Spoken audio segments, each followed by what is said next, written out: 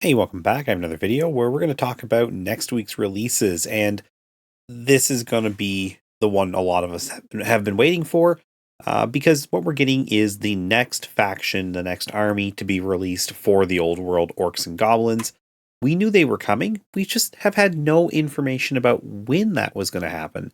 Um, they told us what feels like a month and a half ago about this, and then went silent. And with all the very slow drip feeding, 2 and 3 weeks apart releases for Bretonia and Tomb Kings, I was starting to wonder when we would see this. I don't think everything for the Bretonians and Tomb Kings is even available at this point.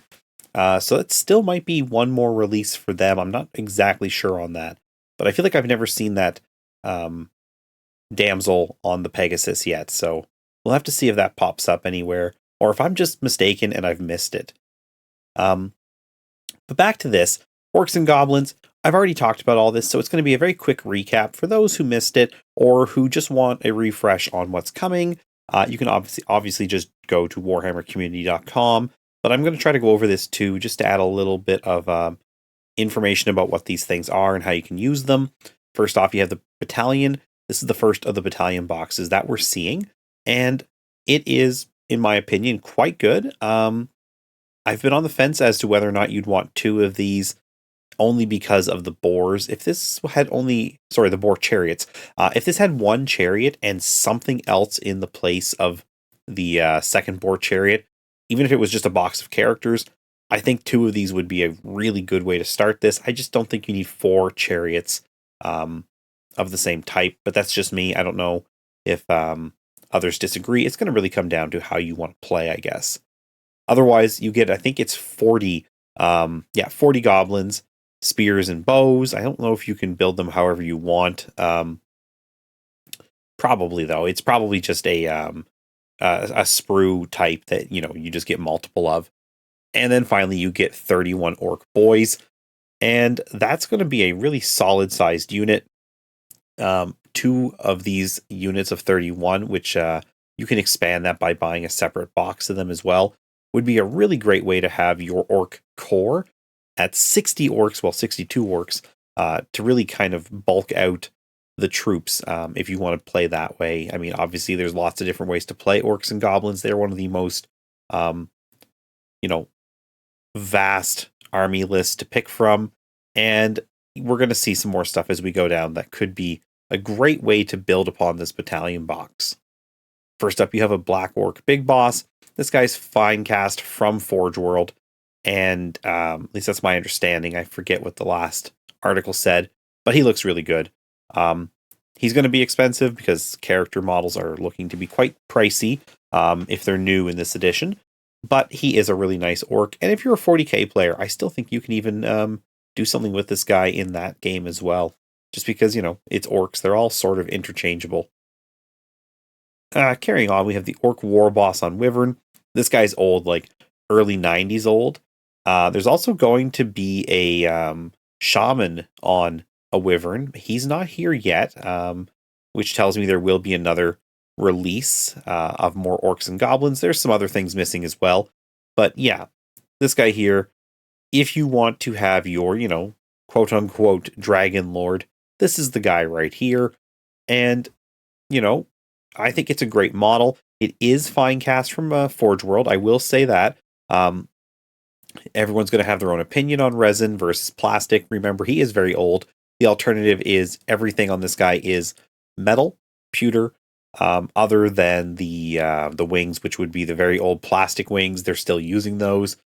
And I think for newer hobbyists who are not used to the idea of pinning, which isn't that difficult, and it's a good skill to learn, I think going with fine cast is better. And really, when you look at him, if this is indicative of the quality we're going to get, that's fine. I mean, I'm personally not bothered by resin from Forge World at this point. Maybe some of their kits are still an issue, the older ones, but their newer stuff really is not a problem. They've solved that for the most part, and this is not fine cast. Anyone who's still stuck on fine cast really needs to move past that. I still see that get brought up from time to time. People trying to make arguments for why resin's bad. In the case of this new stuff, I haven't seen it in person, but every picture I've seen, um, you can see that they have worked at these to clean them up. And if it's the same exact quality that the 30K models come in terms of material, they're going to be fine. So moving on, I want to get past that. We also have the Troll Hag. This is another classic Forge World monster. Just really cool, grotesque, and it's going to play a big part in the Arcane Journal troll list. I'm tempted to get one of these because I'm also tempted just to play a troll list. I need to see how that, works first, so I'll need to get a Arcane Journal and take a look at it. But I feel like that would be a fun list to play. Very reminiscent and similar to my ogre army, which I can still play, but isn't quite technically supported. So this would be a nice way to sort of still have a big monster army, monstrous infantry army, and yeah.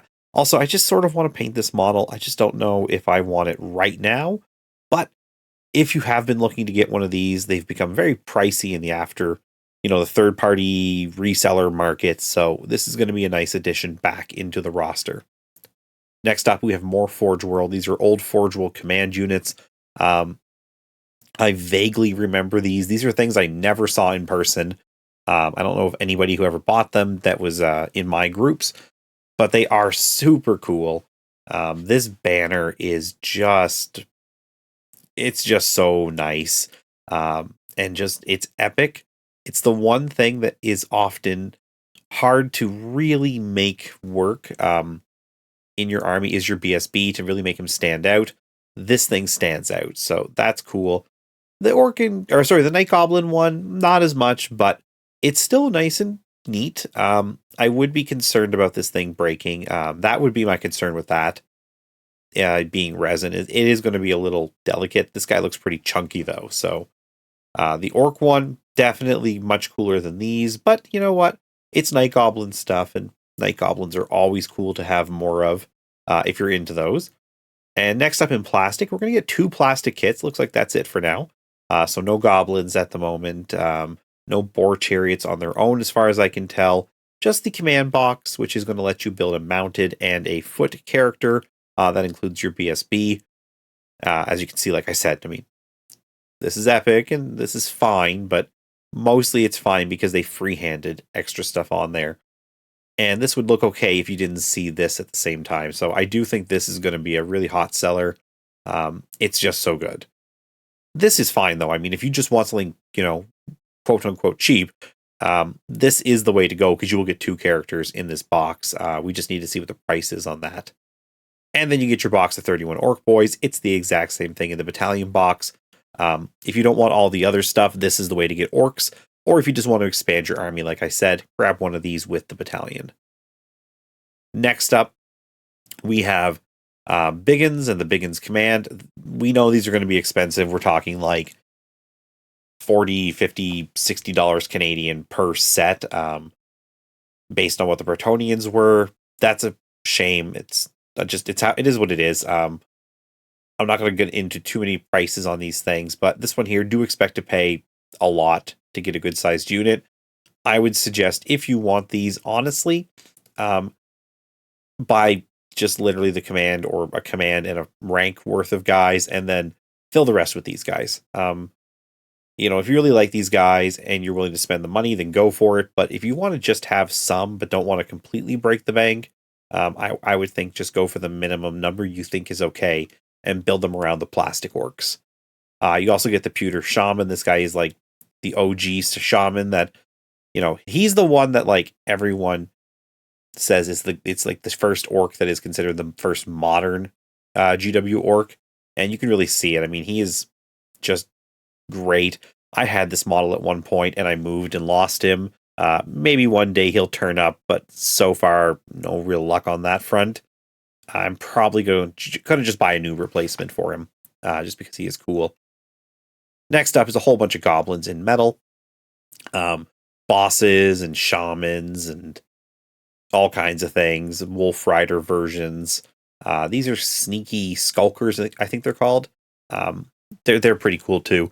Basically, goblins are really fun little guys, and you're going to get good little packs of characters by the looks of it. Um, $18 Canadian is what one character seems to cost with GW. So we can kind of assume these ones here will be, what's that, $54 for 3, or in this case here, I think they're going for like a little bit more when they're mounted each. But yeah, that's sort of just some guesses at what these are going to cost. Again, I don't want to get into prices, but I will throw out ones where I'm guessing less, where I'm just complaining because that doesn't do anything anyways.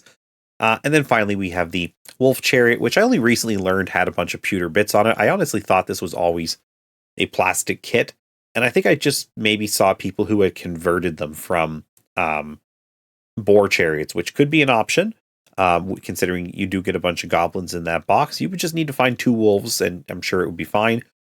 But you know what? I don't even know if I ever saw this in person, because this is a very cool model, but it doesn't seem super familiar to me.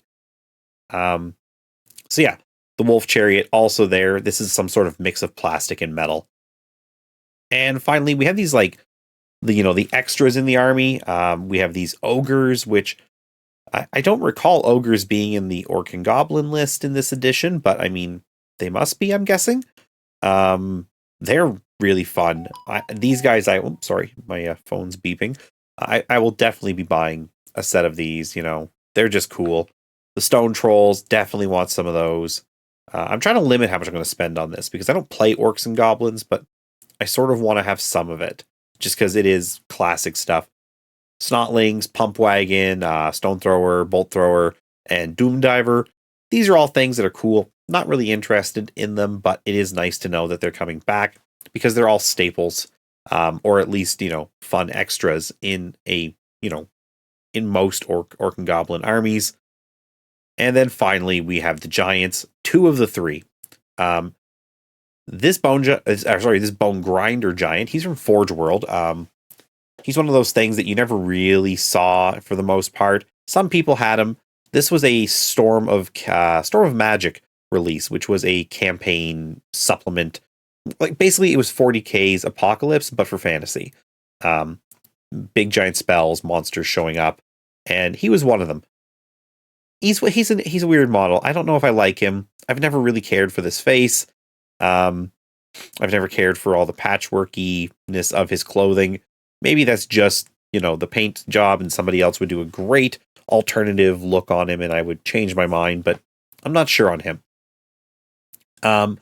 This guy here is the old giant we had before we got the plastic that we have now. And that plastic is old, like 2006, 2007 old.